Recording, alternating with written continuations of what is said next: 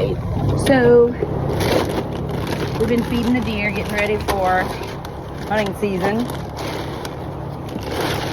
And I'm trying to wear my phone to video while I do this. So I don't know how clear it's going to come out. I'm getting some deer corn and some rice bran to bring out there.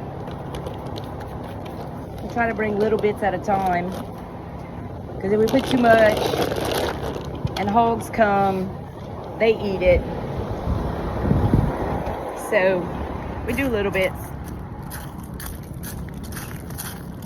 And the pecans are falling, so that makes me happy. We have over 50 trees that are producing, and they're just starting to produce, so we're still in the process of trying to see how much we get every year.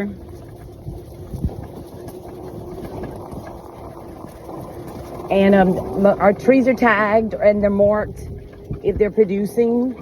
There are a bunch more that are producing that obviously we can't get to because of the growth that you see here.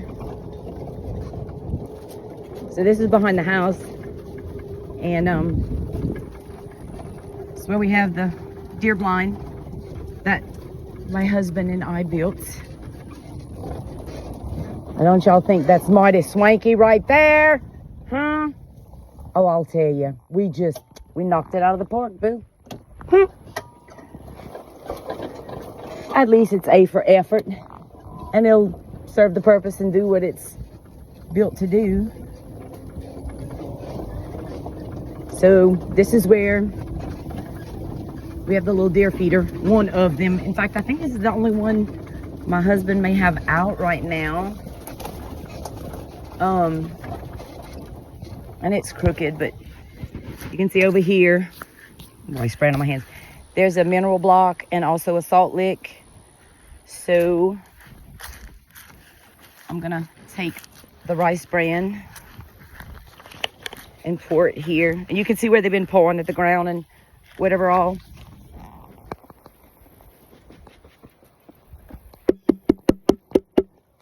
And they've obviously been licking on this because it's no longer completely rectangular.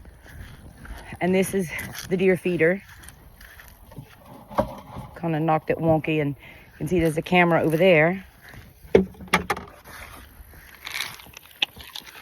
And I try not to spill when I add the corn in there because it has a tendency to fly.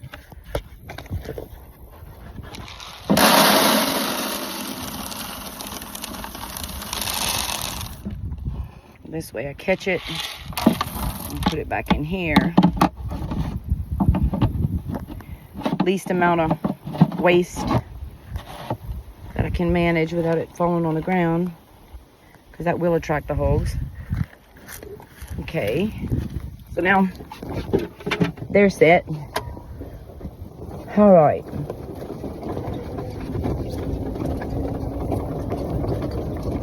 You can see over here, a little bit to the left, there's a tree stand. This is another feeder, but it doesn't have anything in it. But it's an automatic feeder when we do use it. We've had to use some tie wraps on it because a bear had gotten a hold to it and was hanging from it one time. So it kind of damaged it a little bit, but we salvaged it.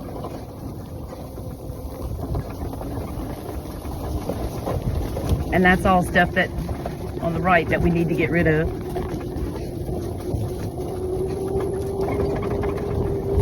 And this is the little path and the little trail, and you can see every once in a while where the grass is laid down or there's a little trail through the grass. And I'm always hoping one day I'll pass by and see a little tiny deer resting, but I doubt that'll ever happen. Of course, they have jumped out in front of me before while I've been riding on the cart or the four-wheeler or whatever back here.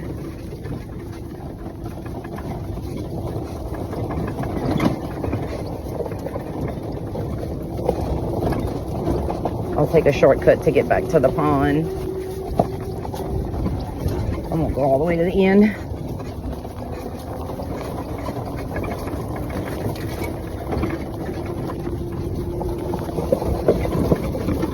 Need to check the pecans on that tree.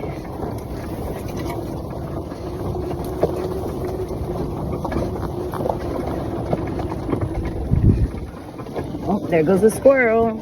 And squirrel season is open. They've been shooting a lot the last few days. Well, okay, so I have a little story that's a little ironic. I've been picking pecans. I look like a yak, but that's okay.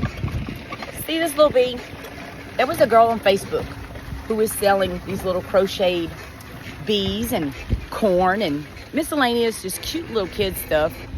And I was in an auction group where one of the individuals really liked bees. So generally the people that are in our auction groups are really generous most of the time. And we like gifting one another. So when I saw this lady had this, I messaged her on Facebook, and she's local, and told her that I'd like the bee, but I'd like to have it mailed out of state. So she did. I sent her the money. She mailed it out of state. Sure enough, the lady received it, thought it was so cute. Well, sometimes people go through a parting of ways. So it ended up that way between me and the individual that I gifted. And they seemed to think that there was bad juju associated with anything I had gifted them. So they sent this little bee back, and he has been sitting on the island in my kitchen. So yesterday I did a vendor event, and this girl comes and sets up next to me, and she's got these crocheted cutie stuff. And I went up to her and I said, "Are you the girl that I bought the bee from on Facebook?"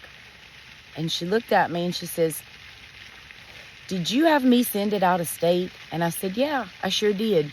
She says, "I want to tell you something. Now, for all the bad juju that this is supposed to have, let me tell you how the Holy Spirit works."